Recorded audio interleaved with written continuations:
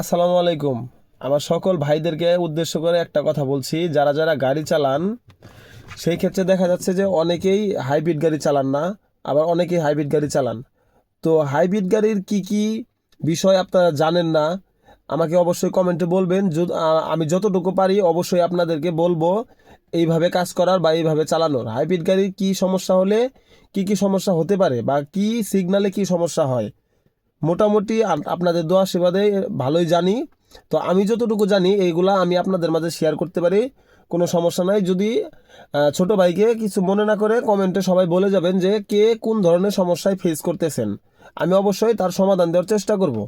যেমন এইখানে আমার ড্যাশবোর্ডে এখন অনেকগুলা বাতি জ্বলে আছে, যেমন রেড কালার বাতি আছে, হলুদ কালারের বাতি আছে, এবং এখানে একটা ইকো মোড অপশনটা আছে। এই অপশনটা কি জন্য থাকে অবশ্যই আমাকে যদি আপনারা জিজ্ঞাসা করেন আমি অবশ্যই বলে দেব। ধন্যবাদ।